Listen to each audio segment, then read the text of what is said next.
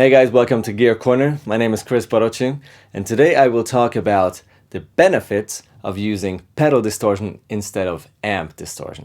If you enjoy my videos, make sure to hit subscribe and ring that bell. It helps me a lot. And also don't forget about the description box under the video. It's full with useful infos, timestamps, gear links, etc. Let's get right into it. Number one, having a number of different distortion or overdrive sounds is really easy to achieve with pedals. It's not that easy with an amp. So many people ask me, dude, I need like at least 3 channels or even 4. How come there are so few 4-channel amps? I'm like, you don't really need 4 channels, to be honest. You could use 1 or 2 at max and use like 1 or 2 pedals together with your amp and you have your 4 channels. It's so easy, and people sort of like to ignore the fact that pedals are our friends. You can easily combine having an amp with a certain amount of channels with pedals. Even if you just stick to 1 clean channel on your amp and use a couple of pedals, you will get so many gain levels and gain structures and voicings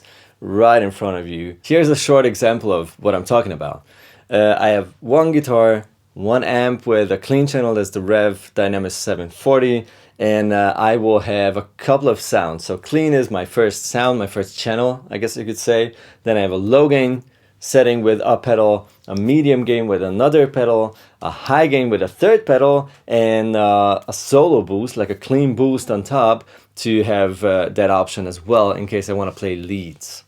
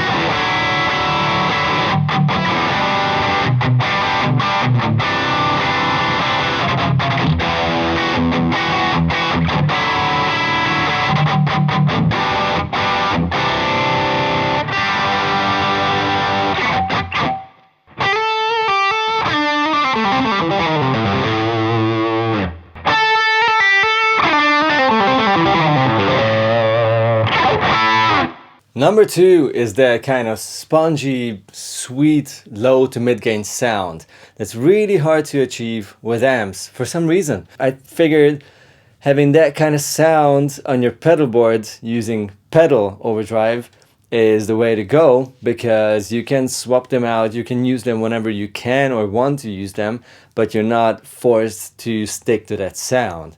And here's 2 examples. One is a lower gain and the other is a little bit a richer, rounder and higher gain version of the same thing.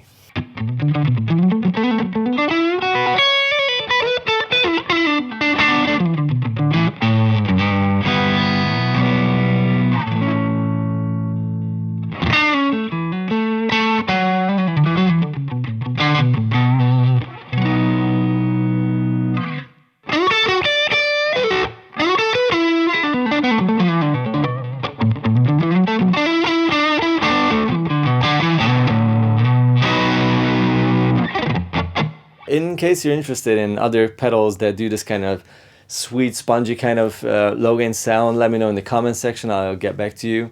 Yeah, moving on. Number 3, it is way cheaper going for 1 pedal friendly amp and then swap pedals, you know, depending on what kind of sound you want, than having an amp per sound, obviously. If you want to have a really good pedal platform amp or pedal friendly amp, the Fender Hot Rod Deluxe, it's such a great amp. Even professional players will not say no to it if that's the only option. It's probably not everyone's favorite amp. It's not my favorite amp, but it's one of those amps I know I can trust, I know it will work, and I know whichever gain pedal I plug in front of it, it will work. It will sound great, and I will enjoy myself. If you want to go over €1,000 or bucks, you can, of course, you have so many options all of a sudden. There are so many brands doing this kind of thing very well. I've chosen the Rev Dynamis because it has such a warm end range. It works exceptionally well with all kind of low gain, medium gain, high gain pedals and effects too, like, delays and choruses, whatever. Number 4 is tonal variety. There is no amp existing that offers you so many options of gain structures and voicings and gain levels and everything than a couple of pedals in front of one clean amp. Of course, I know there are campers out there and Exafix and Helix and all these kind of stuff, but that's for a different kind of player or for different kinds of situations. Let me show you a couple of sounds going from super tight high gain sound with a humbucker to barely distorted sort of John Mayer kind of thing, and then back to sort of a Stevie Ray Vaughan kind of stratty sound. It's all possible. I just have to use 2 or 3 pedals and the same amp.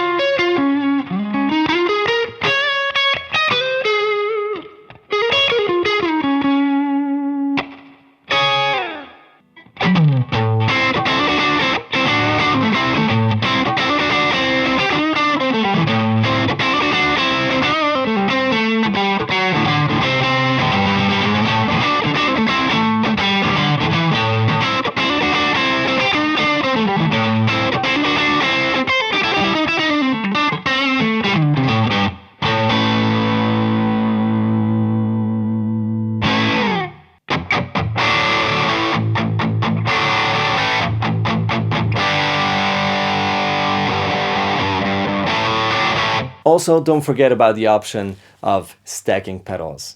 If you're using overdrive pedals, distortion pedals, you have the option of putting them together, using them together, and this way you can have 4 or 5 distortion pedals or overdrives and have, 15 sounds or something. Number 5, changing your setup for different projects and bands is so easy if you're using pedals.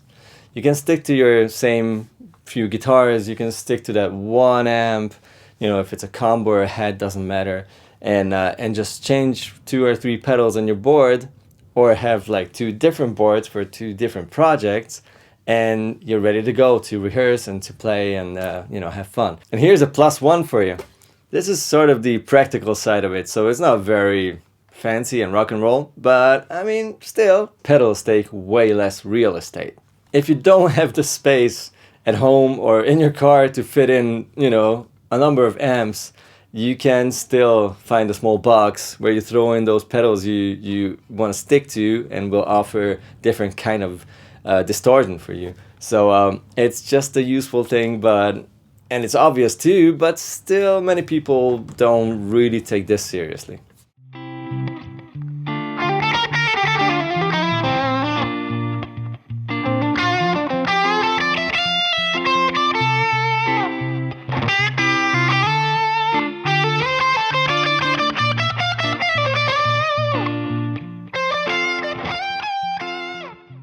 Okay, let's get this out of the way. Of course, there are situations where you would really want to use an amp for distortion. Let's say you're totally into an old, AC30 kind of gain, or into plexis. And also, of course, if you're into super high gain modern metal sounds, you will probably prefer preamp distortion, like in an amp, instead of a pedal. But for all other people, like if you're into any sort of hard rock, blues, jazz, funk, clean stuff, whatever, you really do not need a 5-channel amp to have all your gain structures covered. The benefit of having a few pedals is insane.